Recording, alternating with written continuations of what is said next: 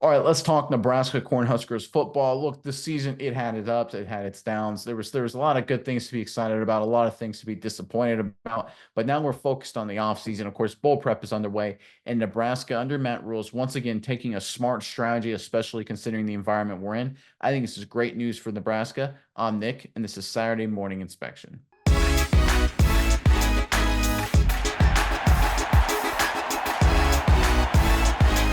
All right, so this Cornhuskers scheme, we've heard it a bunch of times, right? They are a developmental program. That's what Matt Rule's looking for. We've already seen so far this offseason a bunch of players leave through the transfer portal. Rule already commented on that. Look, it's the way it is in college football in 2024, and that's the way it's going to be going forward. So, in order to maintain and build your program, keep the momentum going, it's going to fall on the recruiting. In Nebraska, smartly, is once again focusing on the local talent. It's what led to their improvement this season, and I think will continue their success in the future. Let's pull up this report courtesy of SI.com. Building a successful college football program starts with solid recruiting. No kidding. And for Nebraska head coach Matt Rule, that process begins at home. Rule spoke Wednesday about how vital it is for the Cornhuskers to secure their best talent from their own backyard before expanding their reach nationally. No doubt, Rule said when asked about the value of recruiting local players. I think this program means something to them, and their state means something to them. They all had options. They are all really good athletes. They all have the traits that you want. While Rule and his staff aiming to recruit nationally to bring in elite talent, they recognize that dominating in-state recruiting is essential to building a program.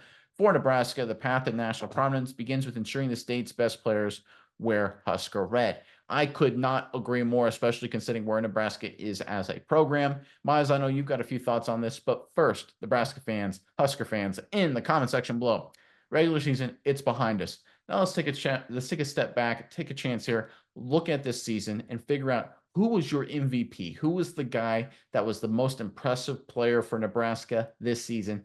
Put that guy in the comment section below. Really want to hear from you guys. A lot of interesting guys could be picked there. But Miles, what are your thoughts on this latest report involving Matt Rule and Nebraska's recruiting strategy? Yeah, Nick, I think this is, expected, but sometimes when things don't go as planned for programs, a lot of teams will be like, all right, let's throw the plan out the window. Let's go try to find something new. Let's go to California and try to recruit all the best players out of the state of California. Let's do something crazy. But this is not Matt Rule. That's not what he does. And I think this program is getting better. I think we've seen flashes. We've seen what they are able to do. I mean, heck, this is a team that beat Colorado, one of the top teams in the country earlier on this season. So, I mean, you got to keep what you can close to you. I think this is a team that's done a lot of really good things, a lot of bad things as well this season, but overall, doing pretty good. But when it comes to recruiting and everything, they stayed true to the plan. It's going to be a multi year process. Matt Rule has said that from the very beginning, and he is not deviating from the plan. They got 8 guys out of the state of Nebraska last season. This season, they've already started out 6 more guys out of the state of Nebraska. They're doing what they said they're going to do. And I think that's what should give Nebraska fans the most hope.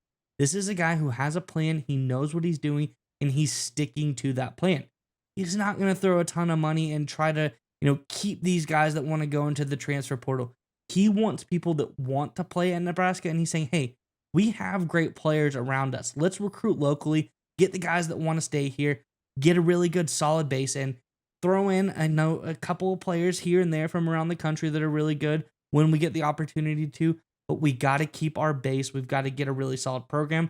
Because like we said, in this new NIL era, it is a different ball wax. It is completely different college football than the college football we know. Like they said, guys, they jump to the transfer portal at any given moment. It's the Wild West out here. There really are no rules. So for Matt Rule to come out and say, hey, we're going to stick to Nebraska, keep recruiting where we know everything, and we want to be the number one player in the state of Nebraska, I think that's a really good plan, and I'm glad that he is sticking to it.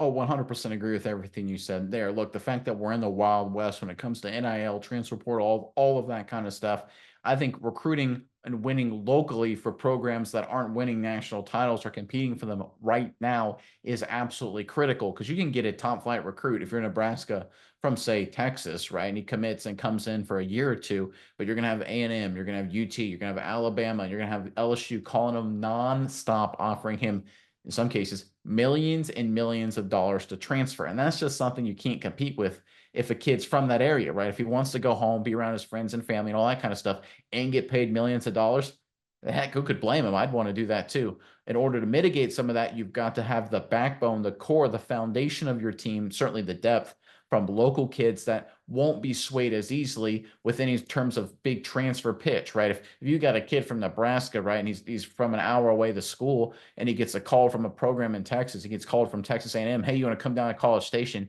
Kid's like, no, my family's here. I'm good. I'm going to stay here. And that's what Matt Rule is trying to do here when it comes to building the foundation of his program. I also love the fact you talked about sticking to the plan. Let's talk about the history of Matt Rule, one of the great turnaround artists in terms of coaches in modern college football right now. His second season with Temple, that was his first head coaching gig. He had 6 losses.